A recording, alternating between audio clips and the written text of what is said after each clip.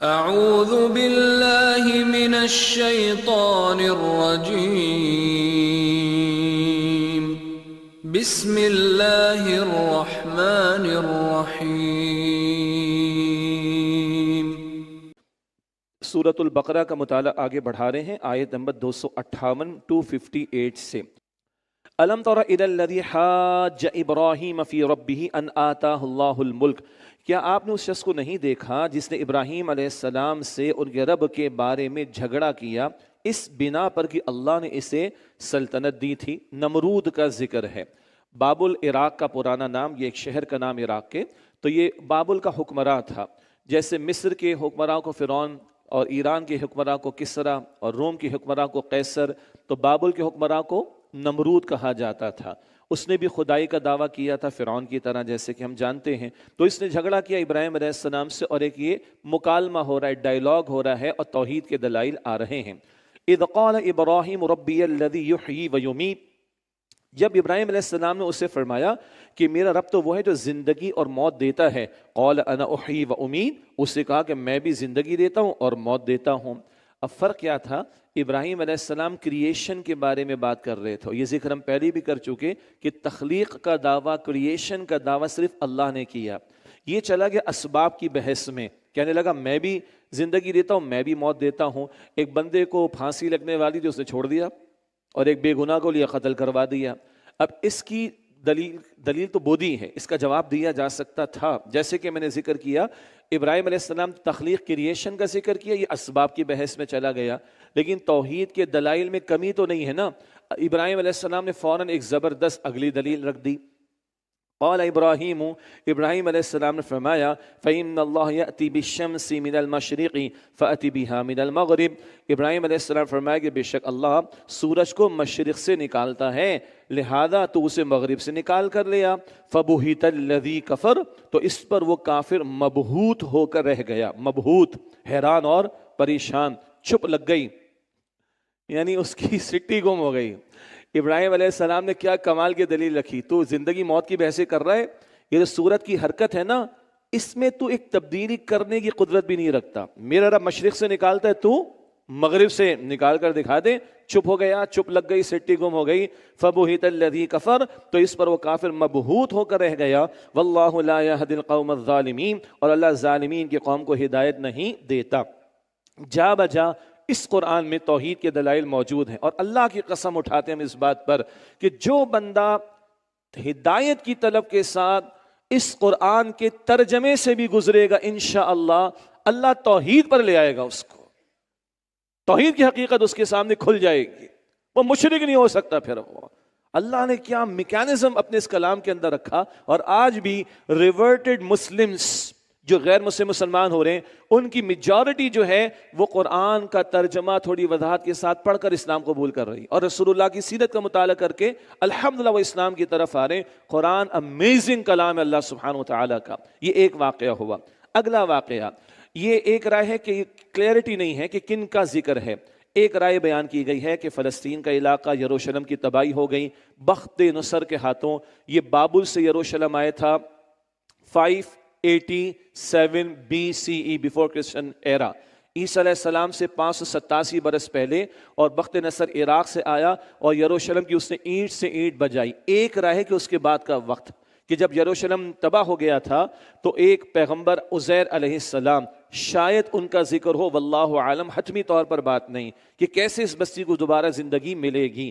تو اللہ تعالیٰ ایک پورا واقعہ ہمارے سامنے رکھ کر اپنی قدرت کے دلائل کو کھول رہا ہے۔ فرمایا او کالذی مر علی قریۃ، یا اس شخص کی مثال دیکھو جو ایک بستی پر سے گزرا، وہی خاویۃ علی عروشہا، اس حال میں کہ وہ اپنی چھتوں کے بل گری پڑی تھی، یعنی بستی تباہ ہو چکی تھی۔ قال انا یحیی ہذہ اللہ بعد موتہا، اس شخص نے کہا کہ اللہ کس طرح اس بستی کو زندہ کرے گا اس کی موت کے بعد۔ فاماتہ اللہ 100 عام ثم بعثہ، تو اللہ نے اسے 100 سال تک مردہ رکھا، پھر اسے اٹھا دیا۔ کتنے واقعات البقرہ میں آ گئے مردوں کو زندگی دینے کے۔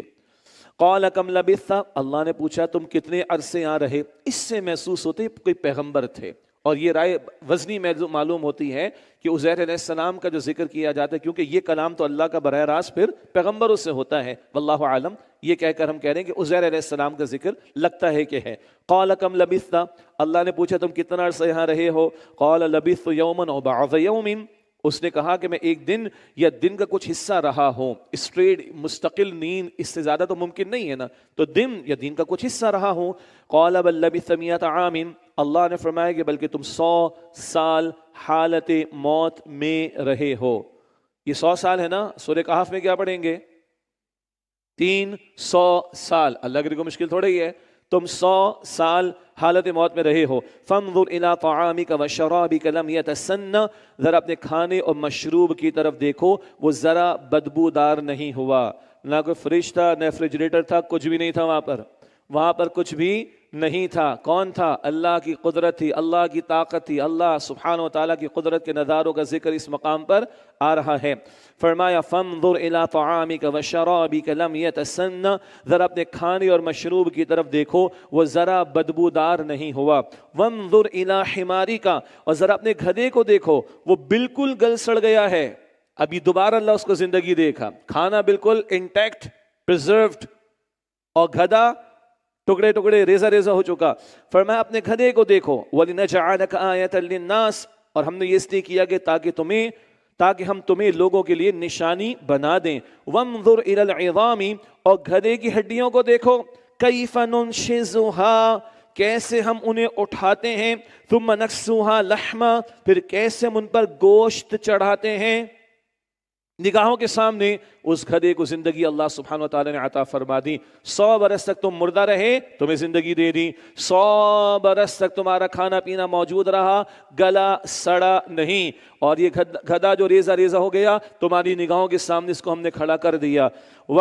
فلما تبین لہ، پھر جب اس کے لیے حقیقت روشن ہو گئی، قال اعلم، تو اس شخص نے کہا اس مشاہدے کے طور پر میں خوب جانتا ہوں، ان اللہ علی کل شیء قدیر، بے شک اللہ ہر چیز پر پوری طرح قادر ہے۔ اور رہا یہ معاملہ کہ اللہ درجہ بدرجہ ایک مخلوق کو پروان چڑھا کر پائے تکمیل کو پہنچاتا ہے۔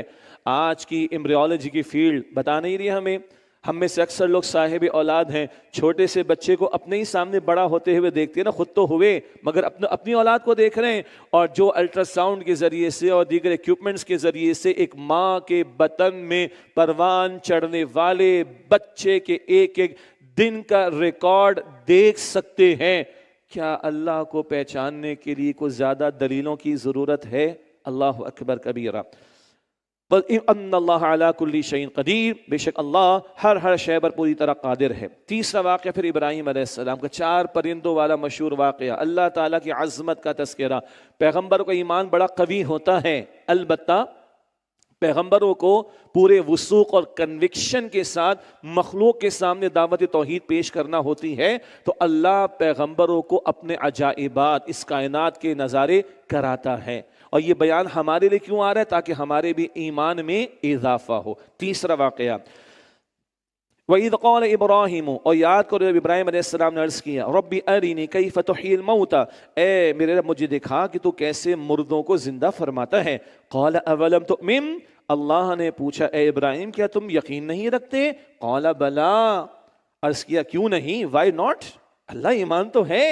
وَلَٰكِن لِيَطْمَئِنَّ قَلْبِي، لیکن میں چاہتا ہوں کہ میرا دل مطمئن ہو جائے۔ یہ بہت اہم بات ہے، اللہ کا جو حکم آئے ماننا ہے، چاہے عقل میں آئے یا نہ آئے۔ بڑا پیارا شعر ہے، بہت بڑے مشہور شاعر کا ہے، اور کسی دوسرے شاعر نے کہا یہ ایک شعر مجھے دے کر سارا دیوان مجھ سے لے لو، تو دل میں تو آتا ہے سمجھ میں نہیں آتا، تو دل میں تو آتا ہے سمجھ میں نہیں آتا، پس میں جان گیا تیری پہچان یہی ہے۔ سمجھ میں آ جائے وہ تو مخلوق ہے، میرا مشاہدہ کر رہے ہیں نا، اللہ وہ ہے جو سمجھ میں نہیں آتا، دل میں آتا ہے۔ بہرحال اصول کیا ہے؟ مانو، ماننے کے بعد حکمت تلاش کرو، کوئی ایشو نہیں۔ مانو نماز کا حکم ہے اور نماز فرض ہے، حکمت بتا دیں گے، سورہ طٰہٰ کی آیت نمبر 14 میں آئے گا، اللہ کی یاد کے لیے۔ روزے کا حکم ہے، رکھنا ہے تمہیں، چلو حکمت بھی بتا دی تمہیں، لعلکم تتقون، البقرہ آیت 183، تقوی پیدا ہو جائے۔ ماننا شرط ہے، ماننے کے بعد حکمت تلاش کرنا کوئی ایشو نہیں ہے۔ شاہ ولی اللہ رحمۃ اللہ علیہ کی مشہور کتاب ہے حجت اللہ البالغہ، اس میں انہوں نے شریعت کے جو کمانڈمنٹس ہیں، اللہ کے دین کے جو احکامات ہیں، ان کی حکمتوں کو بیان کیا اور یہی واقعہ پیش کیا کہ ہم مانتے ہیں اللہ کے احکامات کو، اب تلاش کرتے ہیں تو کوئی حرج کی بات اس میں نہیں ہے کہ حکمتیں ہمیں معلوم ہو جائیں، لیکن حکمت معلوم نہ ہو تب بھی حکم تو ماننا ہے۔ اگر ہماری عقل کل ہوتی تو کسی پیغمبر کی ضرورت تھی، کسی کتاب کی ضرورت تھی، ڈیوائن گائیڈنس کی ضرورت تھی؟ قطعاً نہیں، لیکن ہے اور قیامت تک رہے گی، تو کتاب کو ماننا ہے، اللہ کا حکم تسلیم کرنا ہے، تسلیم کرنے کے بعد حکمت تلاش کرنے تو کوئی مسئلہ نہیں ہے۔ اللہ نے فرمایا قال اولم تؤمن، اے ابراہیم کیا تم یقین نہیں رکھتے؟ قال بلا، عرض کیا کیوں نہیں، ولکن لیطمئن قلبی، لیکن میں چاہتا ہوں کہ میرا دل مطمئن ہو جائے۔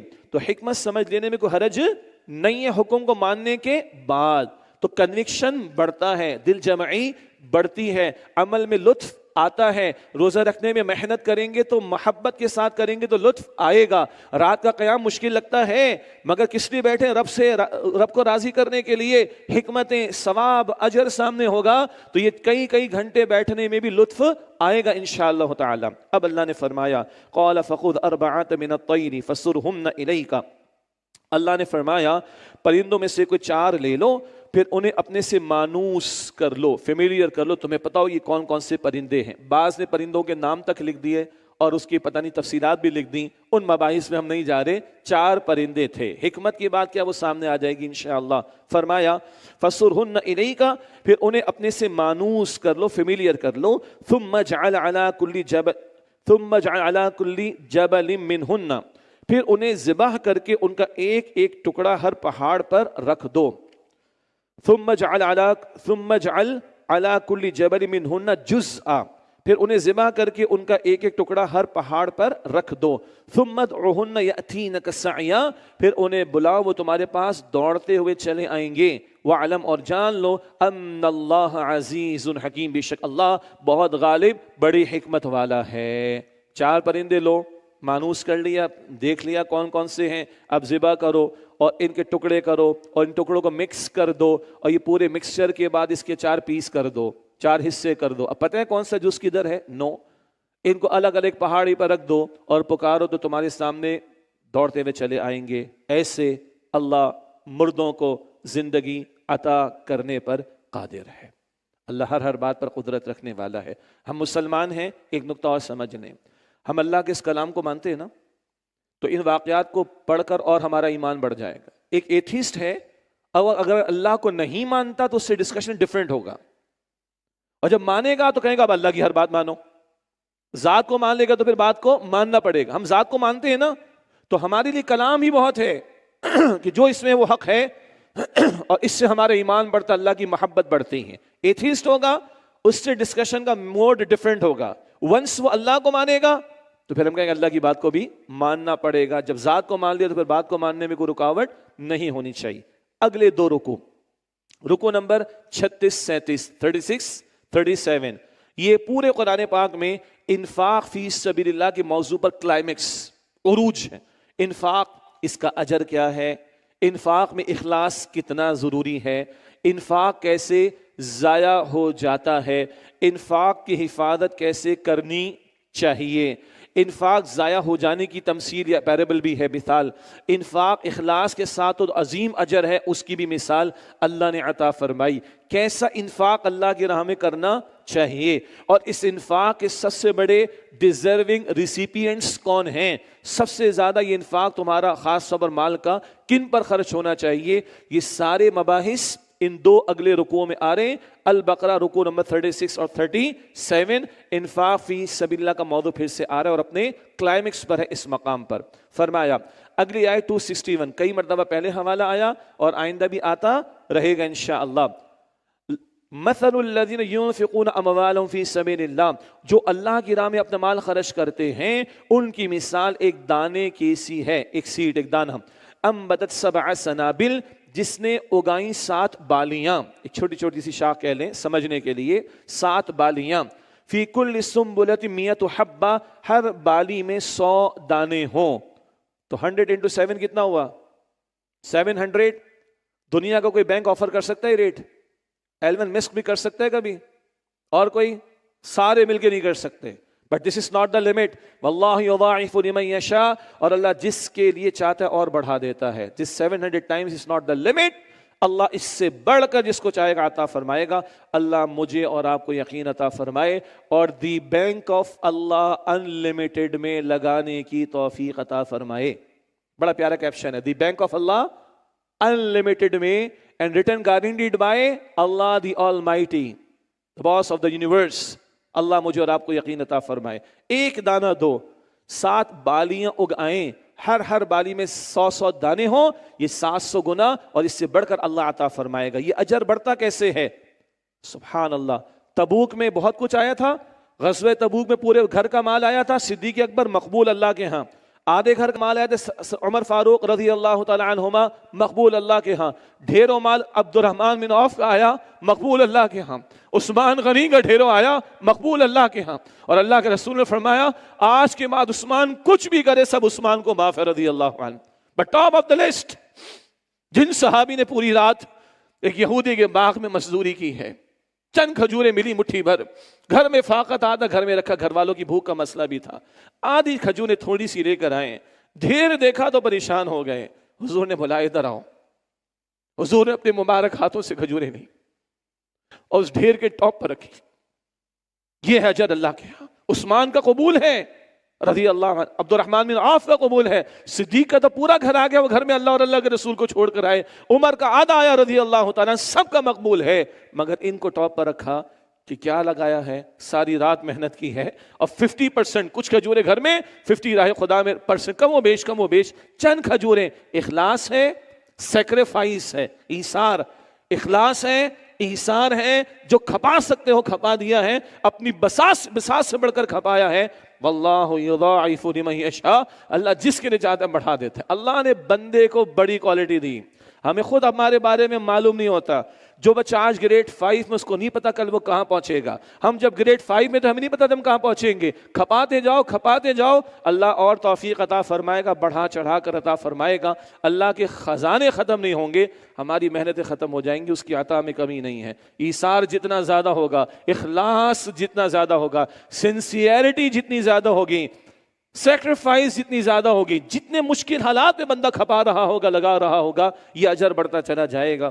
واللہ یضاعف لمن یشاء، اور اللہ جس کی نے چاہتا اور بڑھاتا ہے. واللہ واسع علیم، اور اللہ بڑی وسعت والا، اللہ خوب علم رکھنے والا ہے. اللہ کے خزانوں میں کمی نہیں. اور تم کتنی مشکلات میں پیش کر رہے ہو، اللہ کو پتا ہے، اللہ علم رکھتا ہے. کسی اور کو بتانے کی ضرورت نہیں، شو آف کرنے کی ضرورت نہیں ہے. اللہ کو پتا ہے، وہ خزانوں سے تمہیں عطا فرمائے گا. اللہ مجھے اور آپ کو یقین عطا فرمائے اور لگاتے رہنے کی اور خوب خرچ کرنے کی اپنی راہ میں اللہ توفیق عطا فرمائے. الذین ينفقون اموالهم فی سبیل اللہ، جو لوگ اللہ کی راہ میں اپنا مال خرچ کرتے ہیں. ثم لا يتبعون ما انفقوا منا ولا اذى، پھر جو خرچ کیا اس کے بعد نہ احسان جتاتے ہیں اور نہ تکلیف دیتے ہیں. لہم اجرہم عند ربہم، ان کے لیے ان کا اجر ان کے رب کے پاس ہے. ولا خوف علیہم ولا هم يحزنون، اور نہ ان پر خوف ہوگا اور نہ ہی وہ غمگین ہوں گے. انفاق کرنے کے بعد انفاق کی حفاظت کرنی ہے، احسان نہیں جتانا، تکلیف نہیں پہنچانی. کسی کی مدد کی ہے آج تو کل بچے اس کے بڑے ہوں تو یہ نہ کہنا تمہارے باپ کو ہم نے پیروں پہ کھڑا کیا تھا. یہ تو گراوٹ کی بات ہے، یہ تو بڑی گراوٹ کی بات ہے. احسان نہ جتانا اور تکلیف نہ پہنچانا. ایسا نہیں کہ کہیں کسی کی مدد کی اب کل ان سے خدمت توقع کر رہے ہوں. دینی اداروں میں لگایا، مسجد میں لگایا، دینی اداروں میں لگایا، وہاں کے کارکنان کو اپنا ذاتی ملازم سمجھ کے ان سے خدمت کی توقع رکھیں. یہ تو ایذا پہنچانے والی بات ہے. استغفر اللہ. نہ احسان جتانا نہ ایذا پہنچانا، تو اجر بھی محفوظ اللہ کے ہاں، اور نہ ان پر خوف ہوگا نہ وہ غمگین ہوں گے. یہ الفاظ بار بار آتے ہیں، خوف اور غم. غم ہوتا ہے ماضی کے بارے میں، ایسا ہو گیا ویسا ہو گیا، غلطی ہو گئی. صحیح ٹریک پر آ جاؤ گے اللہ معاف کر دے گا، غموں سے نجات مل جائے گی. خوف ہوتا ہے مستقبل کے بارے میں، ایسا نہ ہو جائے ویسا نہ ہو جائے. نہ ایمان ہوگا اللہ مستقبل کے خوف سے تمہیں نجات عطا فرما دے گا. غم ماضی پر عام طور پر ہوتا ہے، خوف عام طور پر مستقبل کے بارے میں ہوتا ہے. ان پر نہ خوف ہوگا اور نہ وہ غمگین ہوں گے. قول معروف ومغفرۃ خیر من صدقۃ یتبعها اذى، اچھی بات کہنا اور درگزر کرنا ایسے صدقے سے بہتر ہے جس کے بعد سائل کو ایذا پہنچے. سائل سوال کرنے والا، یعنی اچھی بات کہہ دو بھائی، کسی کے ساتھ اچھا نہیں کر سکتے کم سے کم برا تو نہ کرو. اگر کسی کی مدد نہیں کر سکتے، یہ کہ لگ رہا ہے کہ پروفیشنل ہے، دل نہیں مان رہا، تو نہ کرو. یا حالات ایسے نہیں کہ مدد کر سکو تو نہ کرو، لیکن تکلیف تو نہ پہنچاؤ. دعا دے دو اللہ تعالیٰ تمہاری لیے آسانی فرمائے، دیٹس اٹ.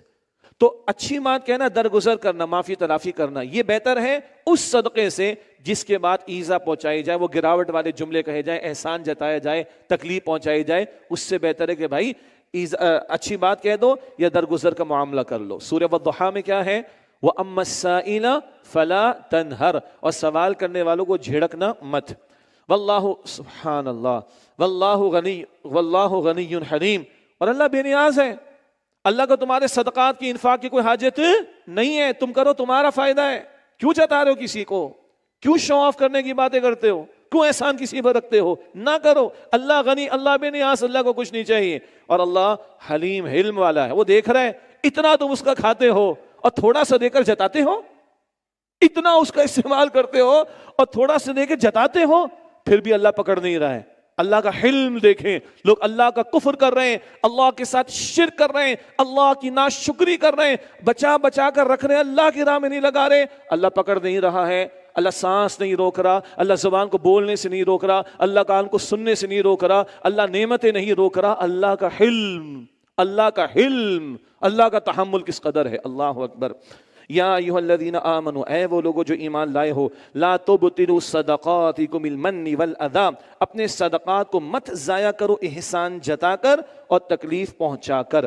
اللہ کے رسول کی حدیث ہے صلی اللہ علیہ وسلم، صحیح مسلم میں ہے، آج جو احسان جتا رہا ہے صدقہ دینے کے بعد، کسی کی مدد کرنے کے بعد، یا تکلیفیں پہنچا رہا ہے، اللہ اس بندے سے قیامت کے دن کلام تک نہیں کرے گا، نظر رحمت نہیں فرمائے گا، کلام تک نہیں کرے گا. تو بھائی اپنے انفاق کی حفاظت کرنی ہے. فرمایا لا تبطلوا صدقاتکم بالمن والاذی، اپنے صدقات کو احسان جتا کو تکلیف پہنچا کر ضائع مت کرو. کالذی ينفق مالہ رئاء الناس، اس شخص کی طرح جو اپنا مال لوگوں کو دکھانے کے لیے خرچ کرتا ہے. ولا یؤمن باللہ والیوم الآخر، وہ در حقیقت اللہ اور آخرت کے دن پر ایمان نہیں رکھتا. دکھاوے سے بھی انفاق صدقہ ضائع ہو جاتا ہے. یہ اللہ اور آخرت پر ایمان نہیں رکھتا. اللہ اور آخرت پر ایمان ہوگا تو عمل میں اخلاص ہوگا نا. تو اگر کوئی دکھاوے کا عمل کرو تو اس کا آخرت پر اور اللہ پر صحیح معنی میں ایمان نہیں ہے. دکھاوے کا صدقہ شرک ہے. مسند احمد میں حدیث نبی علیہ السلام نے فرمایا من تصدق یرائی فقد اشرک، جس نے دکھاوے کا صدقہ دیا اس نے شرک کیا. اللہ مجھے آپ کو ہمارے انفاق کی حفاظت کی توفیق عطا فرمائے. دکھاوے کے لیے گھر پہ کوئی مانگنے کو آ جائے تو دھتکار دیتے ہیں، اور فنڈ ریزنگ ایونٹس کے اندر سٹیج پر آ کر 10 کیمروں کے سامنے چیک دیتے ہیں. For what? سب کو پتا ہے، سب کو پتا ہے.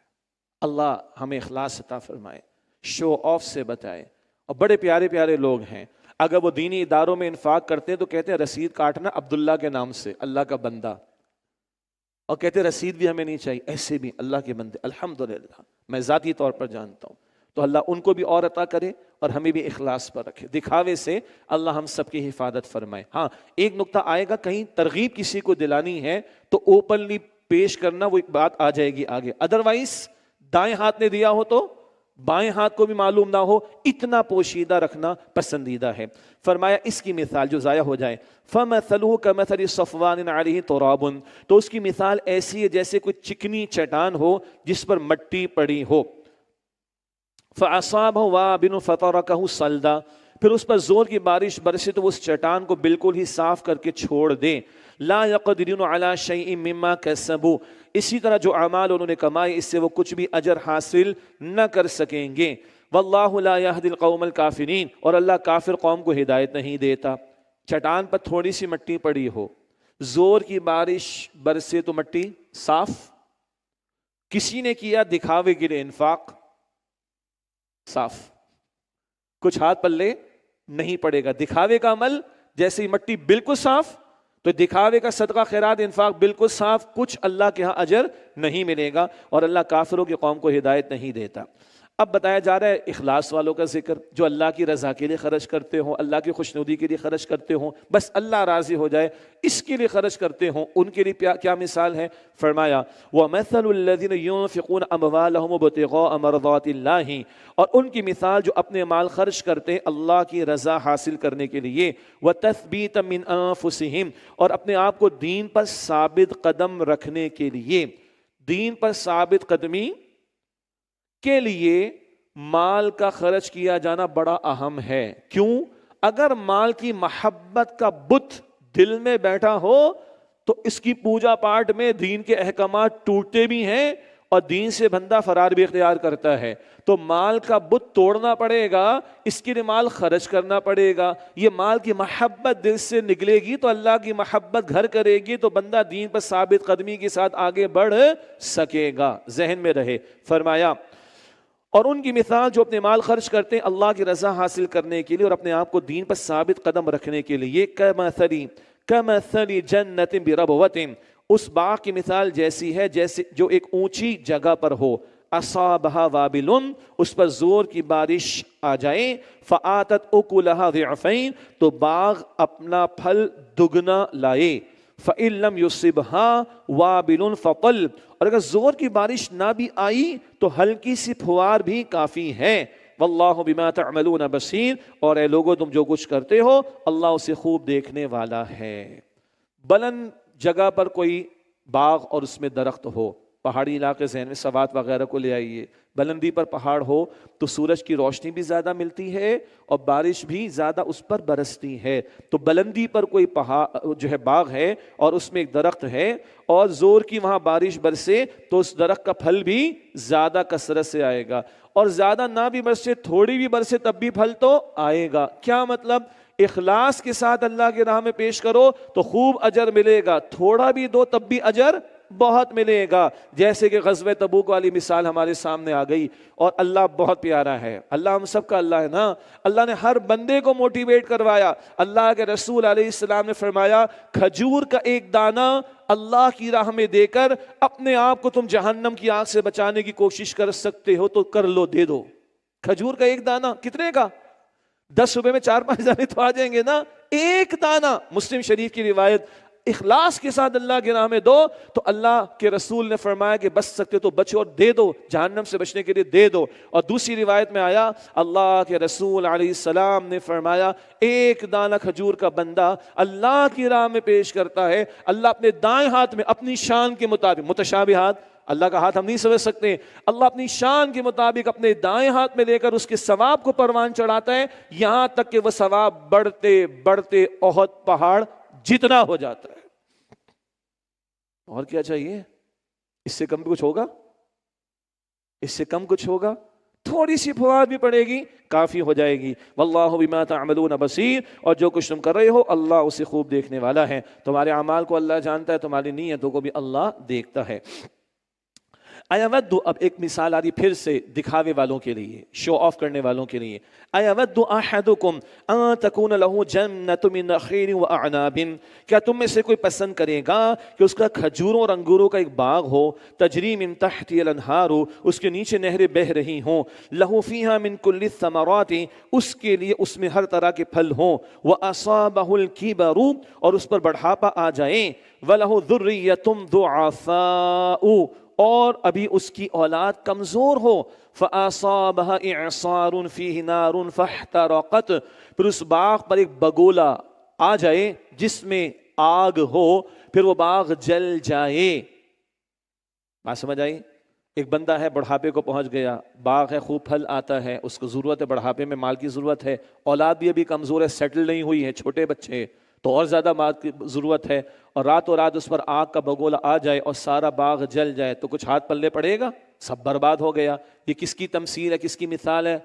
جو دکھاوے کا خرچ کرتے ہیں کچھ ہاتھ پلے نہیں پڑے گا۔ اللہ ہم سب کو اخلاص سے نیت عطا فرمائے۔ انما الاعمال بالنیات کذالک یبین اللہ لکم الآیات لعلکم تتفکرون، اسی طرح اللہ تمہارے لیے آیتوں کو واضح فرماتا ہے تاکہ تم غور و فکر کرو۔ اگلا رکوع ہے رکوع نمبر 37، اسی انفاق فی سبیل اللہ کے تسلسل میں بڑا ایک اور قیمتی مقام۔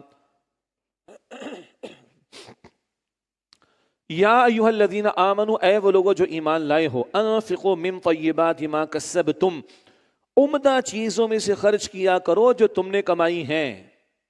ایک تو ہے طیبات پاکیزہ میں سے، حلال میں سے ہو، ایک ہے عمدہ بھی ہو، آگے ذکر آ رہا ہے ابھی. وَمِمَّا أَخْرَجْنَا لَكُم مِّنَ الْأَرْضِ، اور اس میں سے جو ہم نے تمہارے لیے زمین میں سے نکالا، یعنی عشر ادا کرنا. ہم جو شہروں میں رہتے ہیں تو کیش اینڈ کیش ایکویلنٹس، اس پر 2.5% زکوٰۃ اینول. مسائل سیکھنے چاہیے، مسائل سیکھ کر دینا چاہیے اللہ کی راہ میں. اور جو لوگ زمیندارہ کرتے ہیں، کھیت جن کے ہیں، فصل آتی ہے، ان کو عشر دینا ہوتا ہے، وہ مسائل جاننے چاہیے. زکوٰۃ سال میں ایک مرتبہ ہے، کیش اینڈ کیش ایکویلنٹس پر. عشر ہر فصل پر ہے. فصل 2 مرتبہ آ رہی ہے کھیت میں سال میں 2 مرتبہ، تو 2 مرتبہ عشر دینا ہوگا. جتنا زکوٰۃ اہم اس کا معاملہ، اتنا ہی عشر کا معاملہ بھی اہم ہے. یہ اس کی طرف اشارہ. وَلَا تَيَمَّمُوا الْخَبِيثَ مِنْهُ تُنْفِقُونَ، اور کسی ردی چیز کا ارادہ نہ کرو کہ تم اس میں سے خرچ کرو. وَلَسْتُمْ بِآخِذِيهِ، اور اگر کوئی یہی تمہیں دے تو تم خود بھی اس چیز کے لینے والے نہ ہو. إِلَّا أَن تُغْمِضُوا فِيهِ، مگر چشم پوشی کرتے ہوئے. کیا مطلب؟ عمدہ پیش کرو اللہ کی راہ میں، بچا کچا نہیں. یہ جو کانسیپٹ ہے نا، کیپ دا چینج.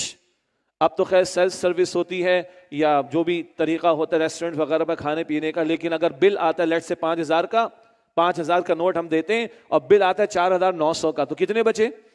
تو ہم کیا کہتے ہیں؟ Keep the change. اللہ کو یہ دیں گے کیا؟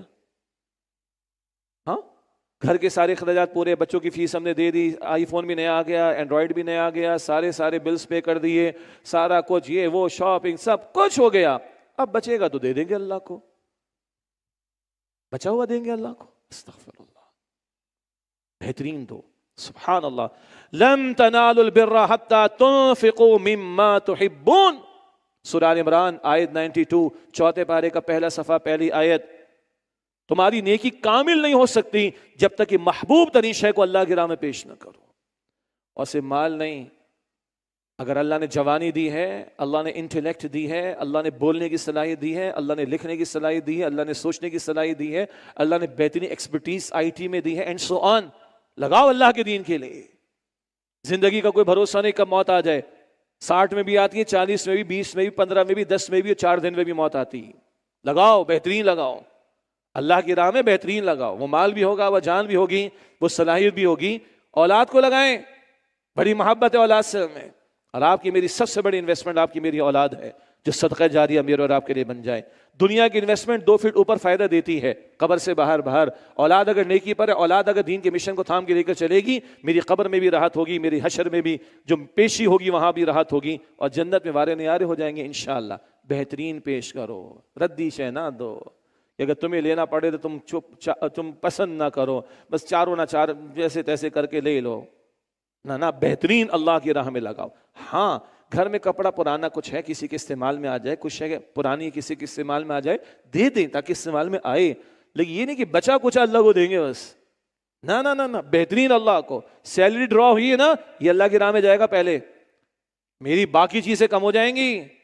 ہاں، میری ایک ڈش کم ہو جائے کوئی ایشو نہیں ہے، میرے رب کا حصہ کم نہیں ہونا چاہیے. ہم الٹا کر رہے ہوتے ہیں، سارا اپنے اوپر لگا دیا، اب بچے گا تو اللہ کو دیں گے. استغفر اللہ. اللہ کے لیے بچا کچا. ہاں، اللہ مجھے اور آپ کو یقین عطا فرما. میرا اللہ، آپ کا اللہ بڑا پیارا ہے. وہ کہتے تو لگائے گا تجھے ہی دوں گا، اللہ کا تھوڑی کوئی حاجت ہے. 700 گنا اور اس سے بڑھ کر اللہ دے گا. اللہ ہمیں بہترین لگانے کی توفیق عطا فرمائے. وَلَسْتُمْ بِآخِذِهِ إِلَّا أَن تُغْمِضُوا فِيهِ، اور اگر کوئی یہی تمہیں دے تو تم خود بھی اس چیز کے لینے والے نہ بنو مگر چشم پوشی کرتے ہوئے، یعنی چاروں ناچار. وَعْلَمُوا، اور جان لو، اللہ اکبر، اللہ کا کلام دیکھیں. وَعْلَمُوا، اور جان لو، أَنَّ اللَّهَ غَنِيٌّ حَمِيدٌ، بے شک اللہ بے نیاز ہے، ہر تعریف کے لائق ہے. تمہارے انفاق سے اللہ کی شان میں کوئی اضافہ نہیں ہوگا، تمہارے انفاق سے اللہ کی بادشاہت میں کوئی اضافہ نہیں ہوگا، تمہارا فائدہ ہوگا. اللہ غنی ہے، اللہ لائق تعریف ہے، تمہیں فائدہ ہے، اللہ کو کوئی حاجت نہیں ہے. اور سنیں، الشیطان یعیدکم الفقر، شیطان تمہیں تنگ دستی سے ڈراتا ہے. ویأمرکم بالفحشاء، اور تمہیں بے حیائی کی ترغیب دیتا ہے. اللہ کی راہ میں خرچ کرنے کا بندہ سوچتے ہیں نا، شیطان کہتا ہے دیکھو انفلیشن کا بڑا مسئلہ ہے، مہنگائی کا بڑا مسئلہ ہے، بچے بھی تو ہے نا، بیوی بھی تو ہے نا، مستقبل بھی تو ہے نا، کراچی کے حالات بھی بڑے خراب ہیں نا، دیکھو کتنے لوگ پاکستان سے باہر جا رہے ہیں، دیکھا ذرا بچ کے چلو بھائی۔ شیطان کہاں؟ جب اللہ کی راہ میں خرچ کرنے کی بات آئے۔ اور جب اسمارٹ فون لینے جاتے ہیں، آئی فون پرو کتنا 14 15 16 کون سا چل رہا ہے بولے نا، تو وہ کہتے ہیں یار 17 کا ویٹ کر لے، وہ آ جائے وہ لے لینا، یس اور نو؟ ادھر کوئی بیٹا کوئی مسئلہ نہیں، میں ہوں نا، میں تیرا ابا ہوں نا، میں دوں گا تجھے، تو چل ابھی ایک ہفتہ ویٹ کر لے، میں 17 دلا دوں گا تجھے۔ آپ غور کیجئے گا، کبھی شادی بیاہ کا موقع آ جائے، چھوٹا نہیں بڑا بینکٹ، یس اور نو؟ ڈیزائنر چھوٹا نہیں بڑا والا، یس اور نو؟ ڈشز 5 نہیں 7، یس اور نو؟ اور ساتھ گانا بھی تو ہوتا ہے، پھر رقص و سرور کی محفل بھی تو ہوتی ہے، میوزیکل نائٹ بھی تو ہوتی ہے۔ یہاں پاکیزہ لوگ بیٹھے، میں ان کی بات نہیں کر رہا، مگر ناپاک کام بھی تو کرنے والے موجود ہیں کہ نہیں؟ خوب لگواتے ہیں وہاں پر، ڈانس کی پارٹی ہوگی، میوزیکل انسٹرومنٹس آئیں گے، گانے والے ہوں گے، بھانڈ۔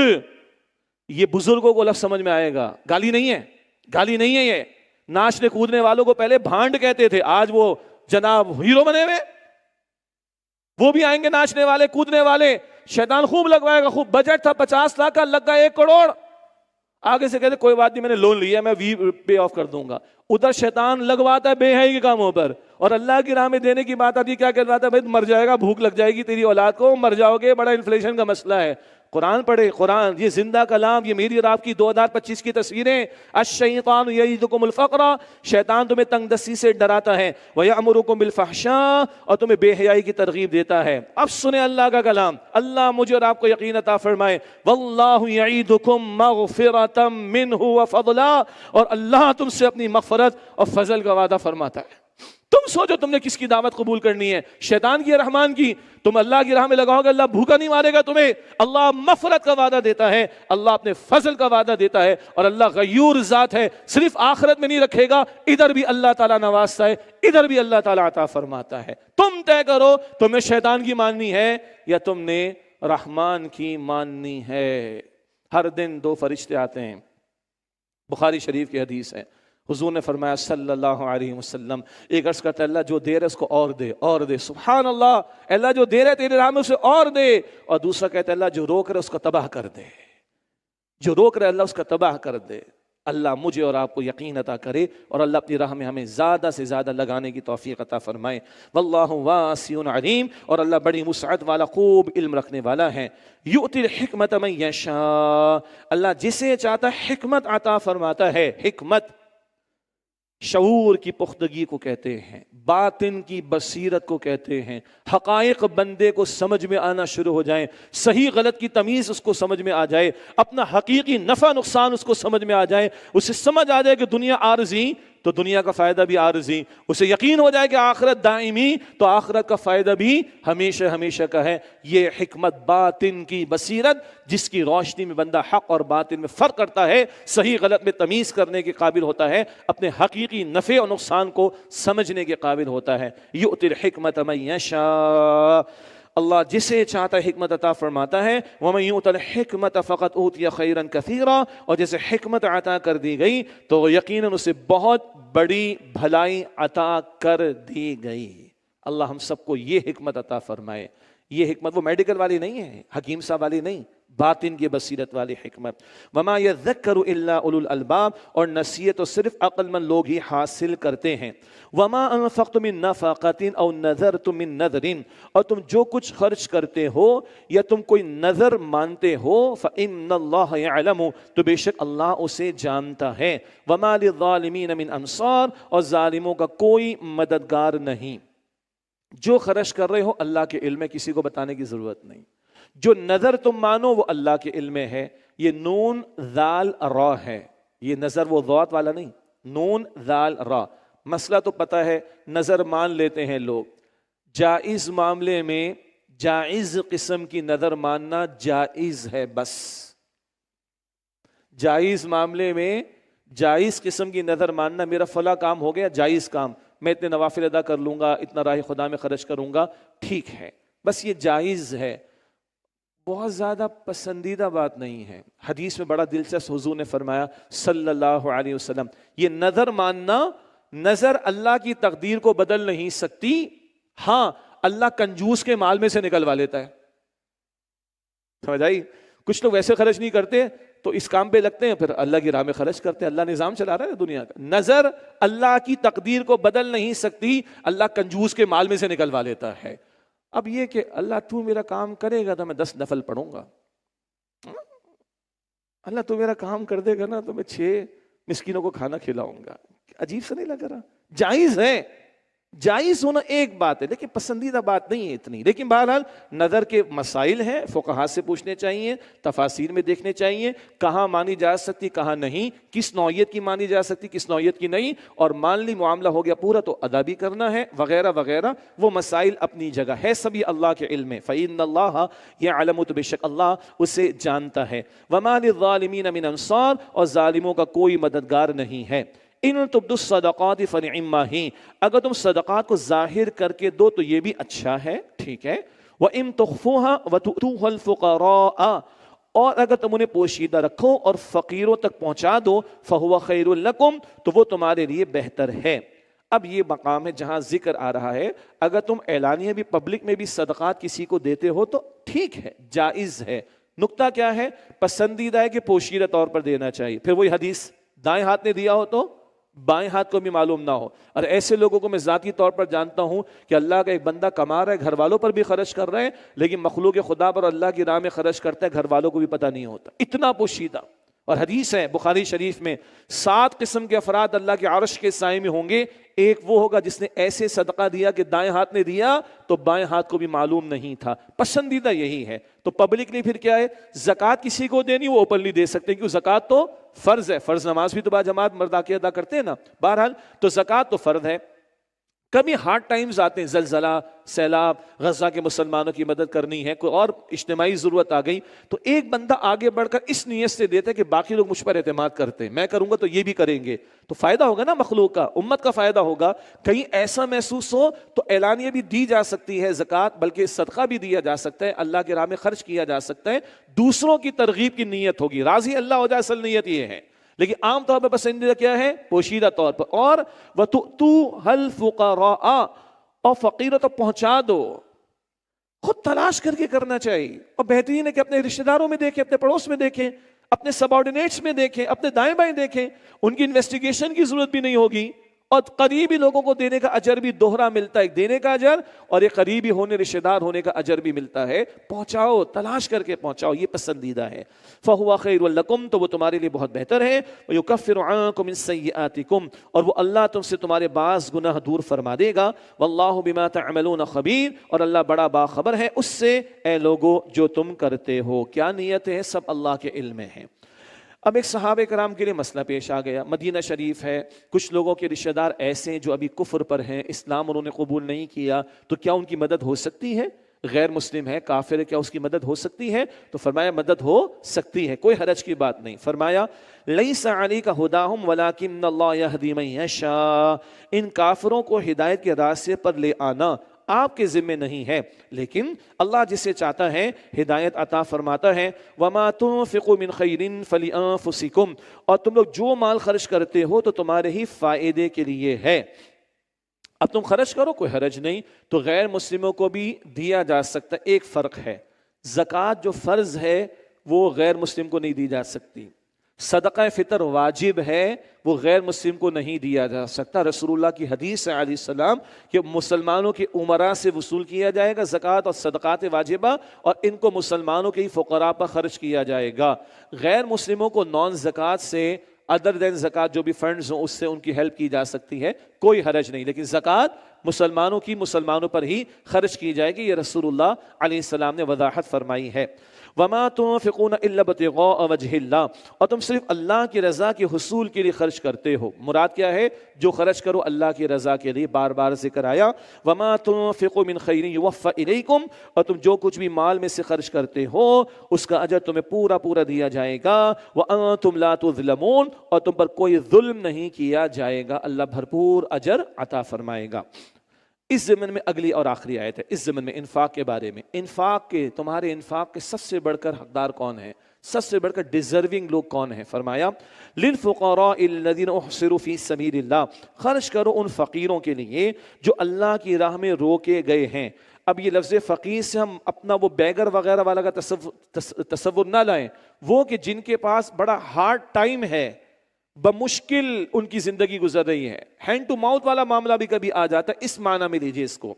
للفقراء الذين احصروا في سبيل الله، خرچ کرو ان فقراء کے لیے جو اللہ کی راہ میں روکے گئے ہیں، لا يستطيعون ضربا في الارض، وہ فرصت نہیں رکھتے کہ معاش کے لیے زمین میں چل پھر سکیں، اللہ کی خاطر اس کی راہ میں لگے ہوئے ہیں، اس کے دین کی جد و جہد میں لگے ہوئے ہیں، اس کے دین کے تعلیم و تعلم اور دعوت اور تبلیغ اور اس کے دین کے نفاذ کی جد و جہد کے لیے جنہوں نے اپنے آپ کو کھپا ڈالا ہے، اور اس قدر کھپا ڈالا ہے کہ معاش کی محنت نہیں کر پائیں گے وہ، تو ان پر خرچ کرو۔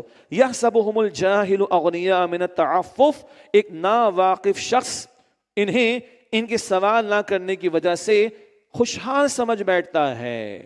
تعرفهم بسیماہم، تم ان کی حاجت مندی کو ان کے چہروں سے پہچان سکتے ہو، ان کے ظاہری حالات بھی تمہارے سامنے کبھی آ جائیں گے کہ یہ تو ڈیزرونگ لوگ ہیں۔ لا يسألون الناس الحافا، وہ لوگوں سے لپٹ کر نہیں مانگتے، پروفیشنل نہیں ہیں۔ وما تنفقوا من خیر، اور تم جو کچھ مال میں سے خرچ کرتے ہو، فإن اللہ بہ علیم، تو بے شک اللہ اسے خوب جاننے والا ہے۔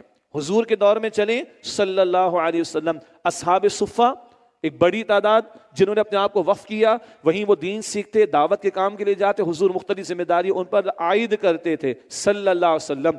گو کہ اصحاب صفہ ہلکا پھلکا کام کاج بھی کرتے تھے لیکن اکثر نہیں کر پاتے تھے، تو یہ وہ لوگ تھے جنہوں نے اپنے آپ کو وقف کیا ہے دین کی محنت کے لیے، جو کہ دین کی محنت کرنا امت کی ذمہ داری ہے، مگر یہ امت کے بحاف پر کچھ لوگ مستقل اپنے آپ کو کھپا رہے ہیں تو باقی امت ان کو سپورٹ کرے۔ یہ لوگ جو دین کی خاطر اپنے آپ کو کھپا رہے لگا رہے ہیں، یہ امت کے انفاق کے سب سے زیادہ ڈیزرونگ ہیں۔ البتہ جو دین کے لیے اپنے آپ کو کھپا رہے، ان کو بھی کلیئر رہنا چاہیے کہ یہ کوئی ان کا پریولیج نہیں ہے کہ امت کے فنڈز پر وہ عیاشیاں کرنا شروع کر دیں۔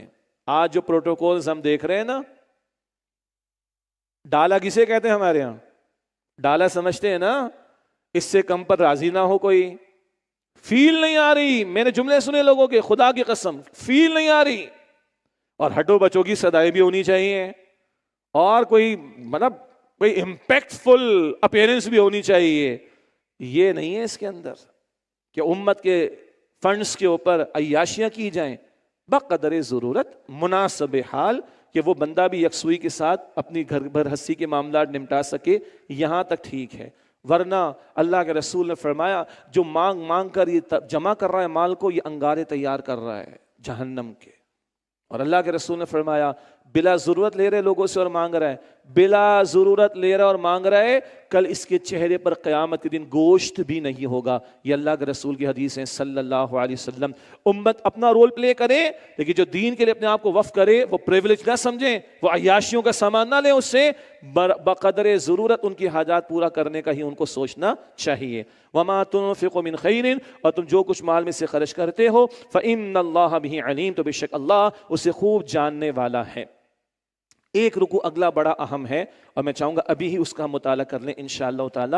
اگلے رکوع میں انفاق کے فوراً بعد ربا یعنی سود کی ممانعت کا ذکر آ رہا ہے۔ بندے کے پاس اضافی مال ہو، اس کا بہترین مصرف اور استعمال کیا ہے؟ بینک آف اللہ انلمیٹڈ میں لگا دو، راہ خدا میں لگا دو۔ اور بندے کے پاس اضافی دولت ہو تو بدترین استعمال کیا ہے؟ سود خوری پہ لگا دو اس کو۔ اس کی ممانعت اب اگلے رکوع میں آ رہی ہے، پہلے انفاق اور پھر ربا کی ممانعت یعنی سود کی ممانعت۔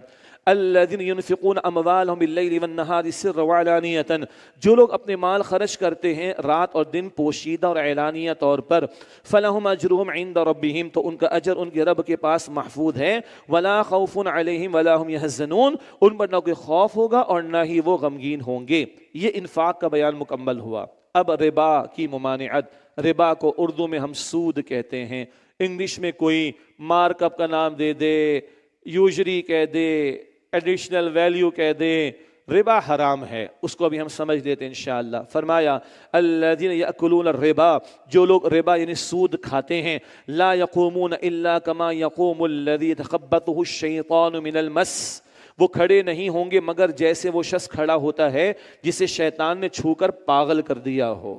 یہ پاگل کیوں ہیں یہ لوگ سود خور؟ ذالک بانہم قالوا انما البیع مثل الربا، ایسا اس لیے ہوگا کہ وہ کہتے ہیں کہ تجارت بھی سود ہی کی مانند ہے۔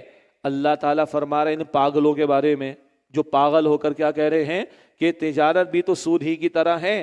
اللہ تعالیٰ کیا فرما رہا ہے؟ ان پاگلوں کے اوپر اللہ تبصرہ کر رہا ہے۔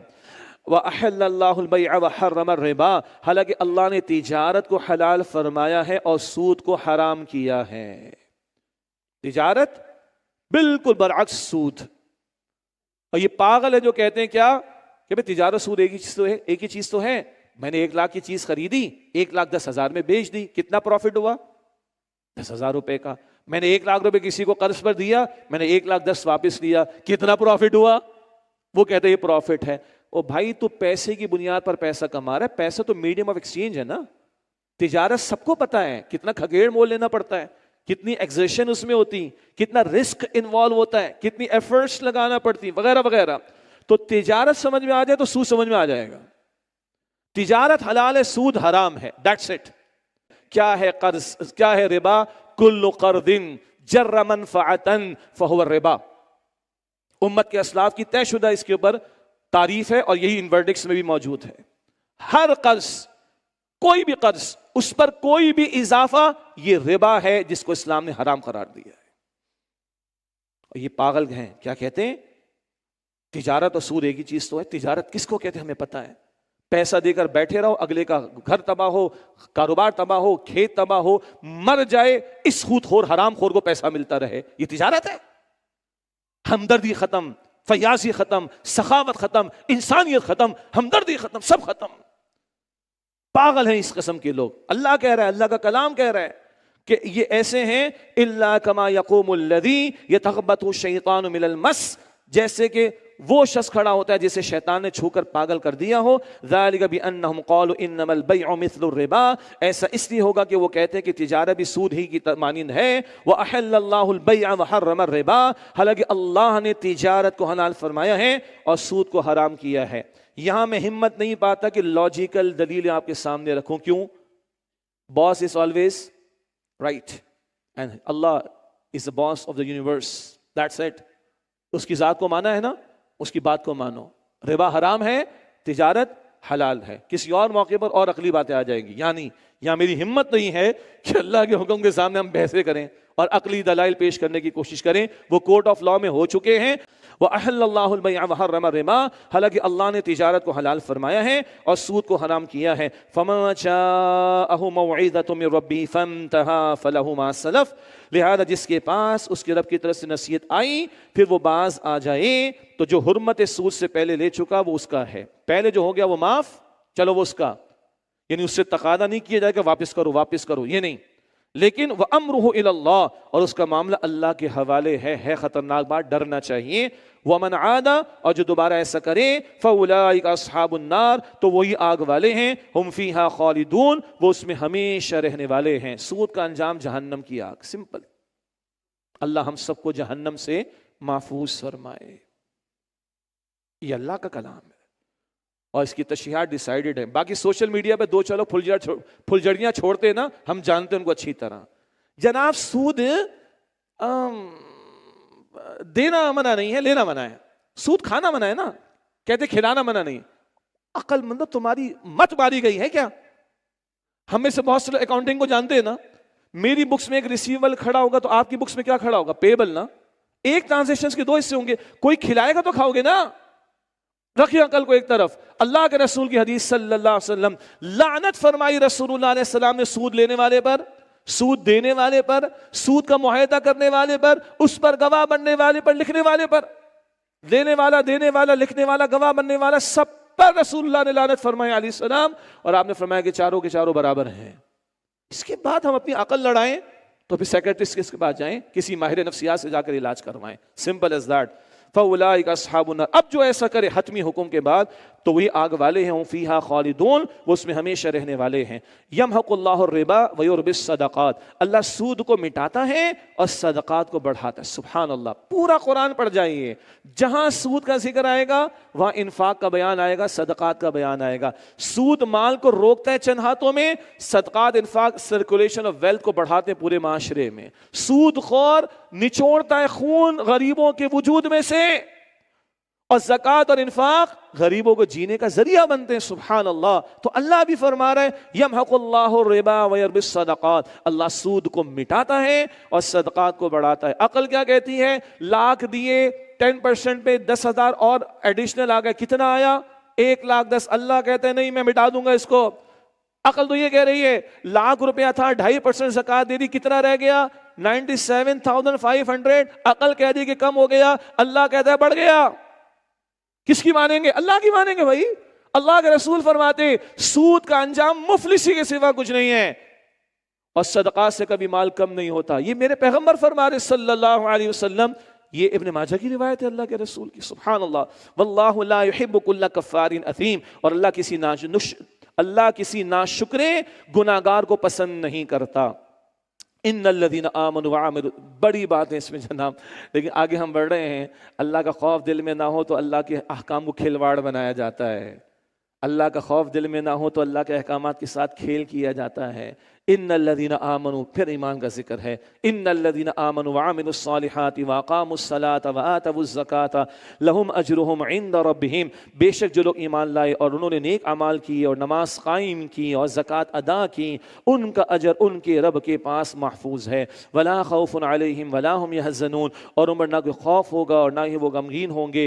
ایمان ہوگا تو سود سے بچو گے، اللہ کے احکامات پر ایمان ہوگا تو رائے خدا میں کھپاؤ گے، لگاؤ گے، حرام سے اپنے آپ کو بچاؤ گے۔ اب جو اگلی آیت ہے، 2 آیتیں، شدید ترین الفاظ کسی گناہ پر اگر ہیں شرک کے بعد شدید ترین الفاظ اگر کسی گناہ پر قرآن پاک میں آئے ہیں تو وہ سود کے معاملات پر آئے۔ سنیے، یا ایھا الذین آمنوا اتقوا اللہ، اے ایمان والو اللہ کا تقوی اختیار کرو، وذروا ما بقی من الربا، اور جو سود میں سے رہ گیا ہے باقی اسے چھوڑ دو، ان کنتم مؤمنین، اللہ اگر تم سچے مومن ہو۔ آیت کی کنسٹرکشن دیکھیں، اے ایمان والو کہا شروع میں، آیت کے آخر میں کہا ان کنتم مؤمنین، اگر تم ایمان والے ہو۔ شروع میں ایمان، آخر میں ایمان، درمیان میں ڈرو اللہ سے، ایمان والو ڈرو اللہ سے، اور آخر میں بھی ایمان والے ہو اگر۔ اور کیا چھوڑنے کو کہا؟ سود۔ تو ایمان اور سود ایک جگہ جمع نہیں ہو سکتے۔ اللہ سے ڈرنے والا ہوگا تو سود میں مبتلا نہیں ہوگا۔ سود بڑی بات ہے۔ سیدنا عمر رضی اللہ تعالی عنہ نے فرمایا دعوا الربا والریبا، سود تو چھوڑ دو، شبہ بھی کہیں آ رہا ہے، ڈاؤٹ بھی اگر ہو رہا ہے، چھوڑ دو اس کو۔ آج کوششیں ہیں، بڑی محنتیں ہیں، مگر بڑے ڈاؤٹس ہیں بھائی، شبہ ہے اس میں ٹھیک ٹھاک۔ تو سیدنا عمر فرماتے رضی اللہ عنہ ربا، سود بھی چھوڑو، ریبا شک جس میں آئے اس کو بھی چھوڑو۔ تو یہاں فرمایا ایمان والو اللہ سے ڈرو، اور ربا یعنی سود میں سے جو رہ گئے اسے چھوڑ دو اگر تم سچے مومن ہو۔ فَإِن لَمْ تَفْعَلُوا، پھر اگر تم نے ایسا نہ کیا، یہ سود کے معاملات کو نہ چھوڑا، فَأَذَنُوا بِحَرْبٍ مِّنَ اللَّهِ وَرَسُولِهِ، تو اللہ اور اس کے رسول کی طرف سے اعلان جنگ سن لو۔ Then you will be at war with Allah and His Messenger صلی اللہ علیہ وسلم۔ اتنے سخت الفاظ اور کسی بات پر نہیں۔ We must be very sensitive regarding this۔ اس بارے میں ہمیں حساس ہونا چاہیے۔ شک والی باتوں کو بھی چھوڑنا پڑے گا، شبے والی باتوں کو بھی چھوڑنا پڑے گا۔ کیوں؟ اللہ رسول سے جنگ، اور جنگ کا مطلب کیا ہوتا ہے؟ تباہی۔ اور اللہ کے ساتھ کوئی جنگ پر آئے تو تباہی میں کوئی شک ہوگا؟ اللہ اکبر۔ وَإِن تُبْتُمْ فَلَكُمْ رُؤُوسُ أَمْوَالِكُمْ، اور اگر تم توبہ کر لو تو تم اپنے اصل مال کے حقدار ہو۔ اس جملے سے بھی سود کی تعریف نکلتی۔ تمہارا پرنسپل اماؤنٹ تم نے لاکھ دیا تھا، لاکھ لے سکتے ہو۔ You have deserved to have that 1 lakh rupees fine۔ تمہارا اپنا اصل جو ہے رأس المال، حقدار تم اس کے ہو، پرنسپل اماؤنٹ اس کے، 1 ٹکے کا اضافہ نہیں۔ لا تظلمون ولا تظلمون، نہ تم ظلم کرو اور نہ تم پر ظلم کیا جائے۔ 1-2 احادیث اور سن لیں تاکہ ہم لوگ اور حساسیت محسوس کریں۔ ابن ماجہ کی حدیث، رسول اللہ علیہ السلام نے فرمایا سود کے گناہ کے 70 حصے ہیں، کم ترین حصہ یہ ہے کہ کوئی اپنی ماں کے ساتھ منہ کالا کرے، بدکاری کرے۔ کبھی کبھی ہمیں کسی برے عمل کی برائی سمجھ نہیں آتی تو حضور ایسی مثال دے دے، کتے والی مثال یاد آئی، تحفہ دے کے واپس ہے نا، کرائیت والی، ہل جاتا نا بندہ، اس حدیث سے بھی بندہ ہل جاتا ہے۔ سود کے گناہ کے 70 حصے یا درجے ہیں، کم ترین یہ کہ کوئی اپنی ماں کے ساتھ منہ کالا کرے، استغفر اللہ۔ اور حضور نے فرمایا، موطا امام مالک کی روایت ہے، زنا کتنا بڑا جرم ہے، مگر سود کا 1 درہم کھانا، سود کا 1 درہم لینا، یہ 36 مرتبہ زنا کرنے سے زیادہ شدید معاملہ ہے۔ بربادی ہے انسانیت کی اس کے اندر۔ اللہ محفوظ رکھے، اللہ مجھے اور آپ کو، ہم سب کو محفوظ رکھے۔ اور قرآن کی محفلوں کی برکت ہے، بہت سے لوگوں نے توبہ کی الحمدللہ۔ زیرو پر آتے ہوئے میں نے لوگوں کو دیکھا، پھر اللہ نے فضل فرما دیا۔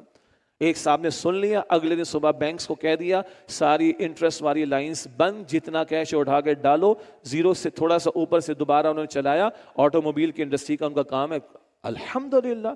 کہا قرآن میں سمجھ آ گئی بات بھائی، بینک والے نے کہا ایسے ویسے کا، ایسے ویسے کچھ نہیں بھائی، اللہ کی شریعت کے ساتھ کھلواڑ نہیں کرنا۔ میں ذاتی طور پر ایسے لوگوں کو جانتا ہوں جنہوں نے کرش دکھائی اللہ کی توفیق سے۔ اللہ غیور ہے، تھوڑا سا آتا ہے معاملہ، اللہ غیور ہے، اللہ نے عطا فرمایا الحمدللہ۔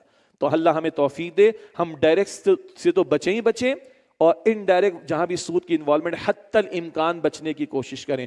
پورا سسٹم ہم ابھی بدلے گا نہیں، تو اس کے بدلنے کی جد و جہد ہم نے کرنی تاکہ 100% ہم بچ سکیں۔ پھر کچھ اور باتیں انشاءاللہ آئندہ آتی رہیں گی۔ فرمایا وَإِن تُبْتُمْ فَلَكُمْ رُؤُوسُ أَمْوَالِكُمْ، اور اگر تم توبہ کر لو تو تم اپنے اصل مال کے حقدار ہو۔ لَا تَظْلِمُونَ وَلَا تُظْلَمُونَ، نہ تم ظلم کرو اور نہ تم پر ظلم کیا جائے۔ وَإِن كَانَ ذُو عُسْرَةٍ فَنَظِرَةٌ إِلَىٰ مَيْسَرَةٍ، اور اگر مقروض تنگ دست ہو تو اسے خوشحال ہونے تک مہلت دو۔ یہ نہیں کہ سود خور کی ذہن ہوتی تم مر جا، پیسہ تو چاہیے مجھے، تیری چمڑی بھی لے لوں گا میں، تیری قبر میں سے کھود کے تیری ہڈیاں بھی لے لوں گا۔ ایسے بھی ظالم ہوتے ہیں سود خور، سود سے تو یہ نتیجہ نکلے گا۔ تو اگر مقروض تنگ دست ہو تو اسے خوشحال ہونے تک مہلت دو۔ وَأَن تَصَدَّقُوا، اور اگر تم قرض معاف کر کے صدقہ ہی کر دو۔ اب لوگ کہتے ہیں بھائی بزنس کا کیا ہوگا، تو بزنس کرو نا، سود خوری نہ کرو، ایکویٹی بیس پر آؤ، پروفٹ لاس پر آ جاؤ۔ لیکن جہاں حاجات انفرادی معاملات ہیں لوگوں کے، اگر وہ بیچارہ مشکل میں پڑ گیا اور اگر تم قرض معاف کر کے صدقہ ہی کر دو، خیر لکم، تو یہ تمہارے لیے زیادہ بہتر ہے، ان کنتم تعلمون، اگر تم سمجھو۔ آخری آیت اس زمن میں، اور یہ آیت ایک رائے کے مطابق نزول کی ترتیب میں آخری آیت ہے۔ ایک رائے عبداللہ بن عباس کی رضی اللہ عنہ، بہت زبردست کلام ہے یہ۔